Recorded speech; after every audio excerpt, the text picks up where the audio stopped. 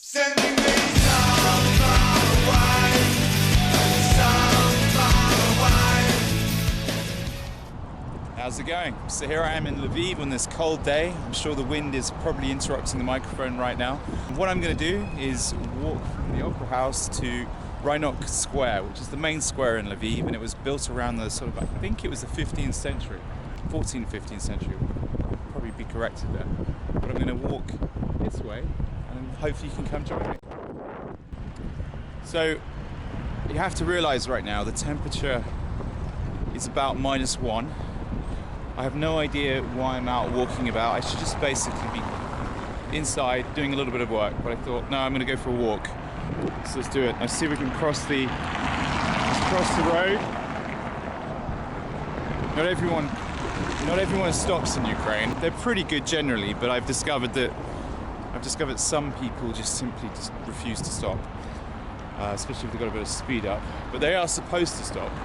I know if you go to places like Turkey or something, they won't stop. Found that Ankara trying to cross the road, bit of a nightmare. See, I'm up so early that right here normally there's a market going on there. Right now they're setting up. Well, to be fair, it's not super early. I think we're about 9:30 in the morning. But obviously things don't really get going until midday. It's a nice little market, a good place to go if you like to buy art, clothes, sort of, more heritage type things. I'm not probably explaining it too well there, but maybe those fabrics over there give you some sort of idea of what is to come later in the day. And if you go back to my video, 1 week in Lviv and top things to do in Lviv, you'll see that featured. So do check that video out, or those videos out, I should say. But as we head around the corner, we start to see this impressive architecture. This is a theatre right here. A film theatre. I remember seeing a red carpet event going on here. I have to say I wasn't invited. Maybe you can invite me next time. But we'll head into the old town. This is pretty much the old town from here on.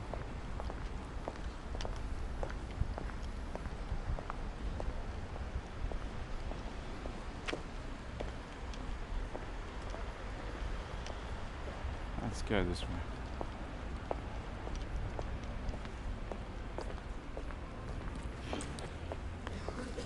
Obviously, if you coming from the Opera House to head to the sort of main square, you just sort of head in a sort of southeasterly direction, which is exactly what I'm doing right now.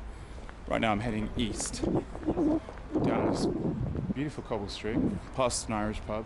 I have to admit, when I'm overseas, I tend to avoid Irish pubs.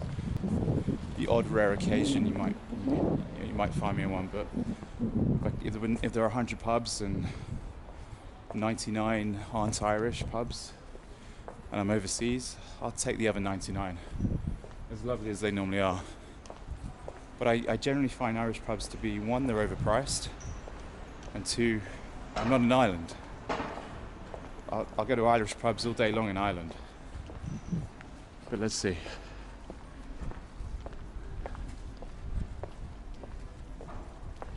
This is it's a great street up at night time, actually.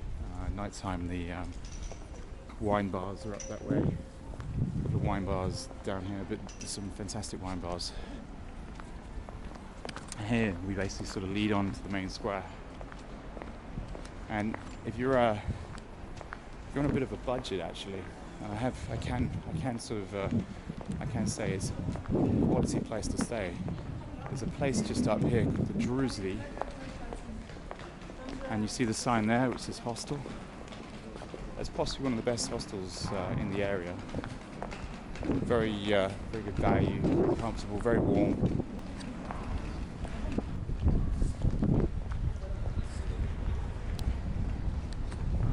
See, just down there, head down the lift, nice cafeteria, and the hostel's just upstairs.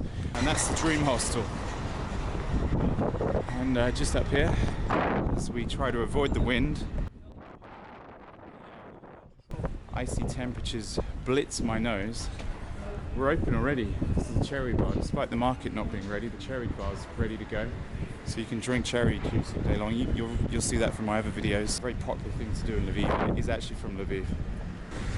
This is Rynok Square. The best thing to do will be to sort of head round the square. It's a beautiful, beautiful square. You want a place with good live music, you head here. But it's a great pub. 3 floors. I featured it in one of my videos. And go there for live music. You can get your sort of Barack Obama, Donald Trump beer. Keeps the politics on the beer table, and it keeps the banter in the beer house. Keeps things simple. And here we are. This is the first of the Greek/Roman statues that you see around the square. This is Aphrodite. Obviously Aphrodite, the goddess of love, and she was known to be the woman that fell in love with Adonis. And Adonis is on this square, I believe. And we're probably going to be proved wrong, but we're going to go walk around the square just to find all the statues. But some pranksters obviously put a tie on her. It's a big student town, actually, Lviv. So I would imagine school tie. It's probably a student, I'd imagine. And at night time, if you come here at night time, lots of people will be gathering just around these fountains. This is a meeting place.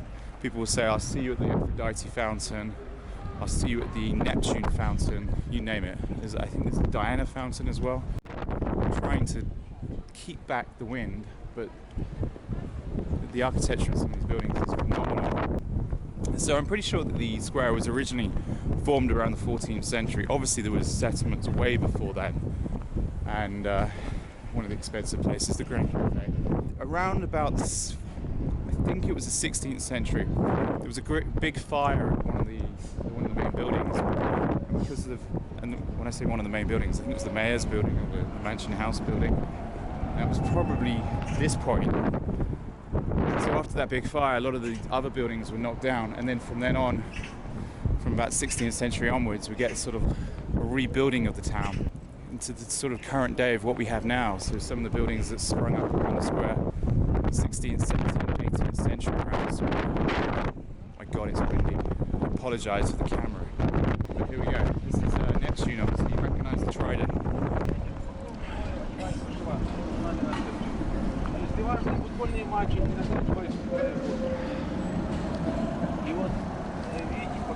So as you see, there's always a lot of tourists, a lot of tourist guides around here. Because it's so cold and so early, there's actually very few tourists. But if you come midday or in the summer, you can't move for the number of tourists around here.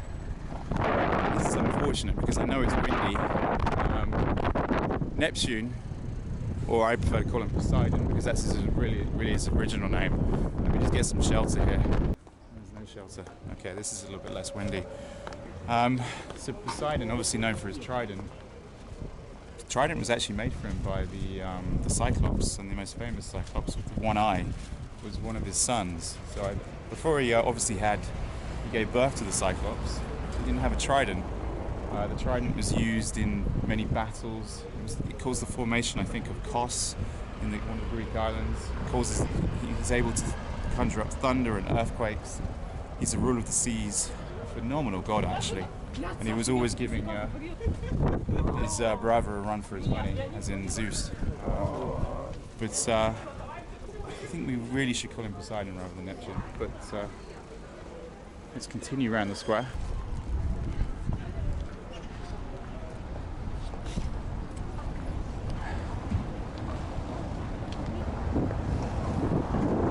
So.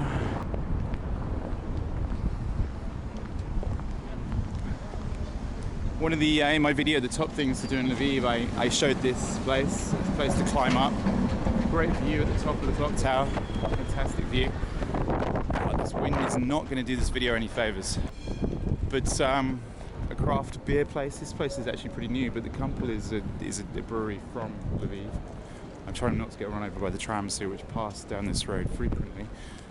Up here is one of the most expensive restaurants, but it kind of plays on that image.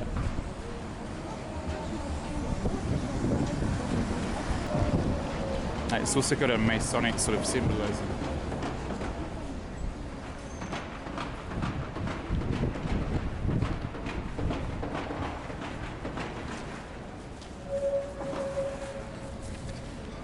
as the popularity of Lviv has increased, and I'm trying not to sort of have a runny nose here and also get hit by another tram that's about to pass me.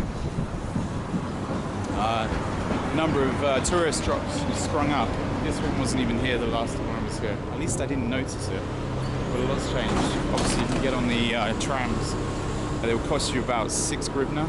It's a good way to get about. Obviously, use Google Maps. Refer to Google Maps anywhere and anytime you want to go anywhere. And it's down these sort of little entrances where you find the secret bars. There's a lot of secret bars around here. Best way to find out, Google Maps. They're so secret, they're actually on Google. Another new coffee shop illustrated by the fact they've got the balloons up. And here's the, here's the original cherry place. And this cherry place is open as was the last one. And you can go in here, you can get a cherry. It's now costing about 80 hryvnias for a medium glass of cherry wine. With that, they put all the cherries inside. It's a good way to sort of tank yourself up and sort of put on your beer coats, or as the cherry coats over here. What's interesting, last time I was here, I ate in this place, not because it was a strip show before, or a peep show bar. This used to be a fast food restaurant, and now it's simply turned into a Eros show bar. There's a lot of symbology from Greek mythology here, so playing on the Eros name, because right across the road, I believe that is Diana. I'm just going to cross after this tram.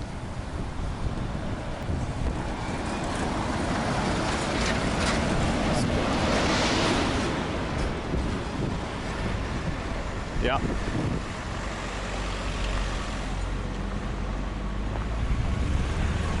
And this is Diana. Diana was goddess of the hunt. She's also been linked to the fact that she was mistaken, and probably is the same god as Artemis. Artemis was obviously one of the 7 wonders of the world. You can see me visiting the Artemis sites in my videos on Turkey. Click on the videos below. I might put a little icon up there if you're curious on that one. But Diana linked to, well, she's linked to fertility. Women would pray to her because they'd want a baby. Cult in the modern world, the fact that the Greeks would plant very, very fast-growing plants on their rooftops. The plants would then die very suddenly, and then they would beat their chests and rip their loincloths and sort of scream at the skies in love and admiration of Diana, the goddess. And also referenced in many of the Shakespeare tales. What You Do About Nothing, Diana's reference. I think even, Princess Diana was named after Diana, and at her funeral, her brother referenced her to the most hunted of princesses. Although Diana was obviously the god of hunting, rather than hunted. Tourist train. Those of you lazy enough and needing, well, maybe not always lazy, but those that find it a little bit difficult to get around, tourist train there will take you around the city. Cobbled streets, so it's a little bit bumpy. And here we are on the, this is the east side of the square.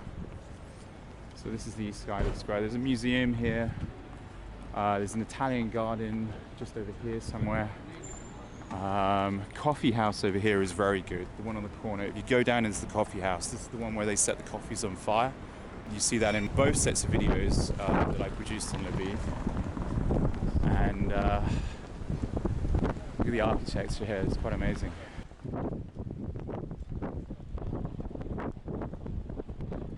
And I do say, I'm sorry about the wind, it can't be helped. And yet, here's another museum. I'll try and speak properly here. Here's the Italian garden.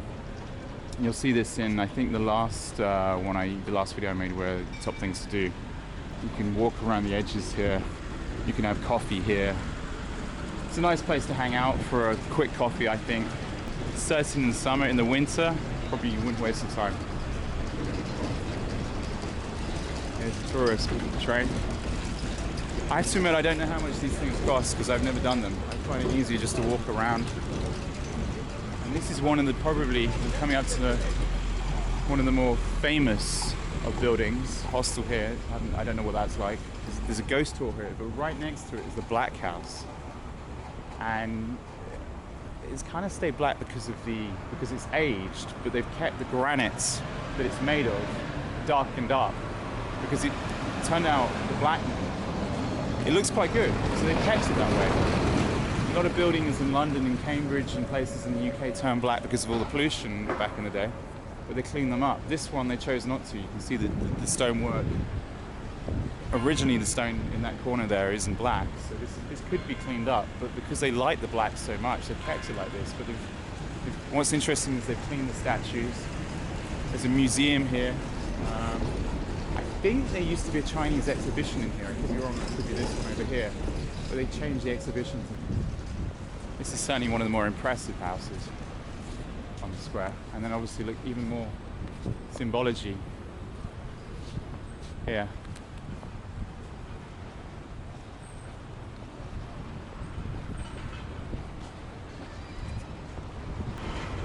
And once again, another museum.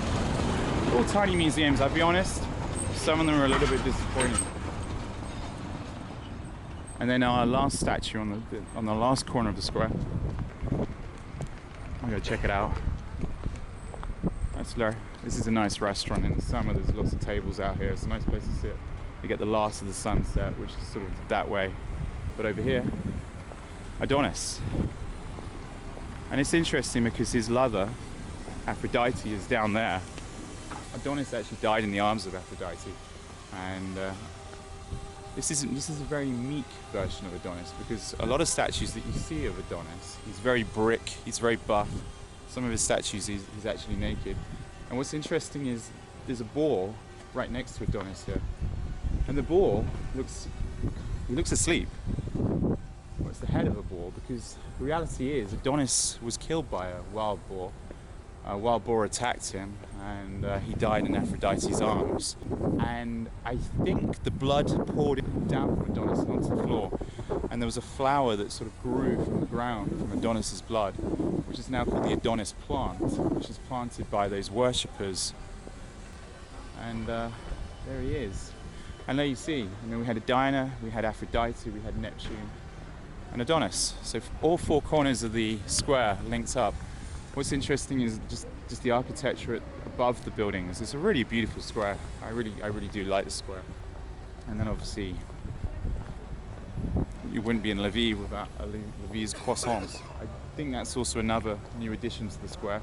I don't know how long that's been there. I can't remember it being here, but it could have been there for years. But I've only just noticed it. And the reason I've only just noticed it, because usually in the summer months, all these tables and chairs are out. There's a lot going on. I think they're about to build an ice rink here. I could be wrong, but I think that's what's going to happen.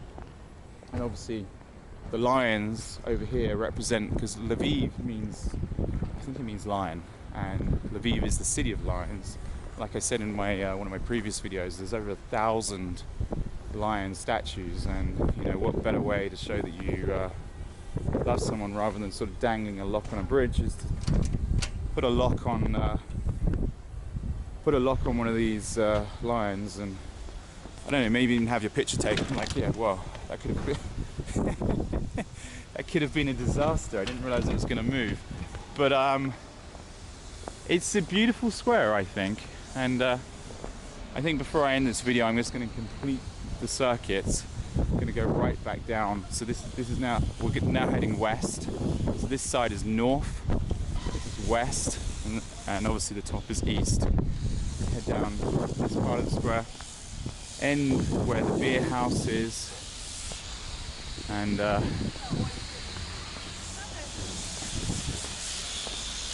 this is definitely going to be an ice rink. You can see that they're putting down the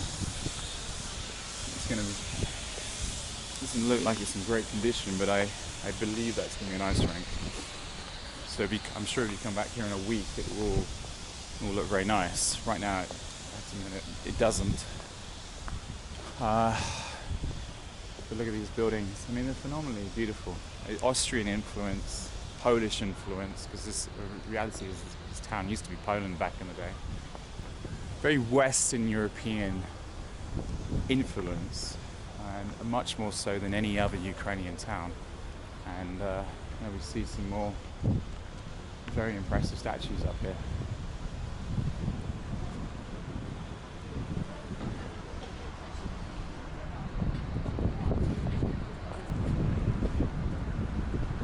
So as I end my tour, sort of touching the breast of this mermaid and snuggle between Aphrodite, I wish you well. I appreciate the fact that you've just been watching a video where there's probably been a lot of wind. I'm going to go warm up now. I'm going to have a beverage in there, and look forward to seeing you in the next video. Appreciate it. Thank you very much.